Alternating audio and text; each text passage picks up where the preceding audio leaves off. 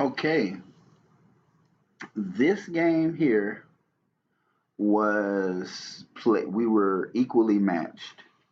Okay, he was a tad bit.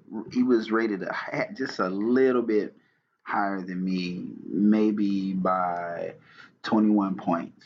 But I ended up winning the game, and I put this video up here because this is to illustrate just how uh, effective the London system can be when someone really is not playing it the correct way. And you would be surprised a lot of players don't play this opening against this opening the correct way.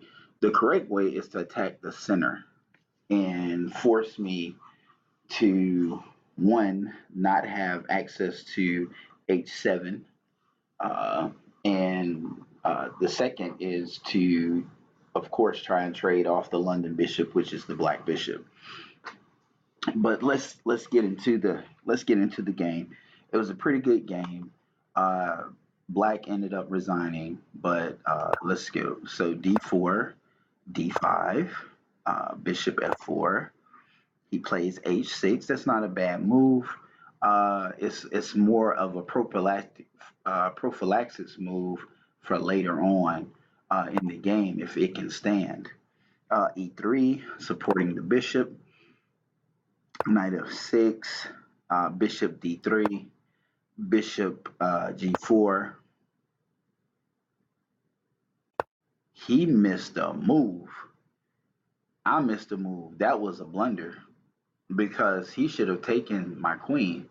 Now, why he didn't take my queen, I don't know, but I missed that move. Maybe I'm tired. I do work at night, and I'm playing chess right now in Alabama, and it's 1:56 p.m. and I have not been to sleep yet, so I'm not as sharp as I would normally be. So that was the exchange, and I really don't know how he missed that move. I guess as we're playing a blitz game, and sometimes in blitz games, um, you just miss moves, and that's like for both of us. So e6, bishop e5, threatening to get in win the exchange here by coming down and snapping off the pawn and forcing him to trade his bishop and just like willingly trading the bishop because I'm gonna win a rook.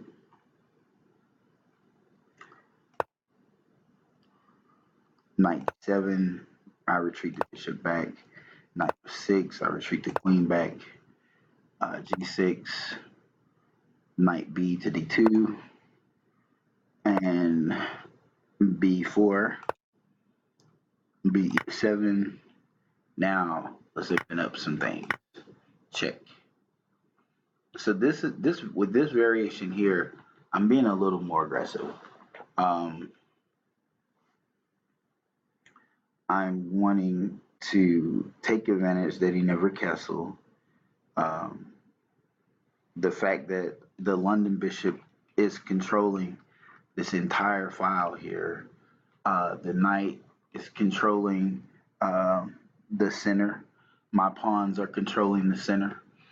Um, the game was rated, Stockfish rated my game as a 30, 34 on the center pawn loss. If you can play under 50, then you're playing pretty strong chess, pretty decent chess. I'm not going to say strong. Grandmasters typically are somewhere around 4, 5, 3, if even 0 for really top players. So, queen takes g6 check, king to d7, knight to e5 check, king to c7. Now, this was all forced. So, by the queen occupying here, he doesn't have very many places to go with the king. So, he inadvertently, well, is forced to, is not really forced because he could have. Nope, he could not have. He had to go to the black square. So let's look at it. It said check.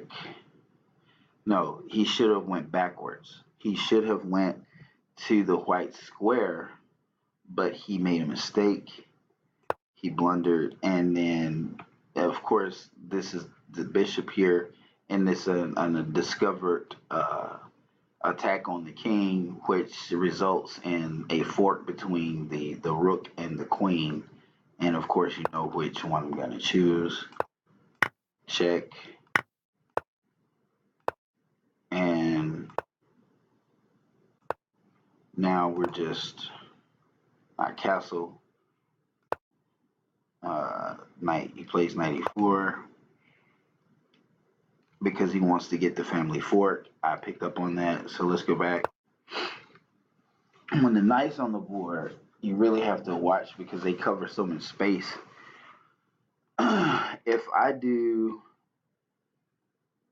If I play here with my knight, he's going to come down here, and I am the only piece that I can possibly save is the queen, and that is depending upon where I put her.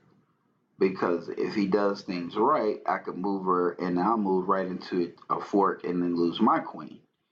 So to avoid all that, by him moving the knight to the f2, and having a huge family fork with the rook, with both rooks and the queen, I simply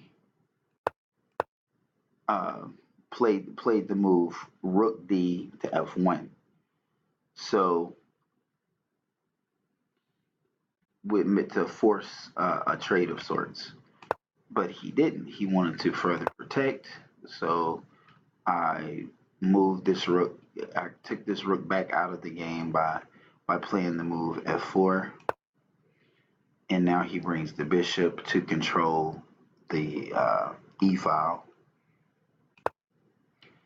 and now we face off the knights. I took the knight. I could have taken the rook. Okay, once again, I believe I'm tired, but it still worked out. He didn't retreat his rook, and at this point he resigns. He's too far down in material, and pushing the pawns. I could do a pawn storm and force his king and force a checkmate from here. I could, if he doesn't move his king from now, I mean, with him to move, say he did something like this, I could go here, check, and he would have to move, and then I would capture, getting back on the white, and he leaves his bishop hanging, and then I could further protect by moving the queen to h3.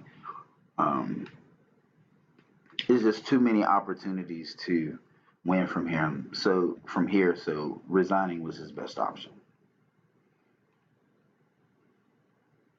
So for all new players, sometimes even in a blitz game, you've got to pay attention to your moves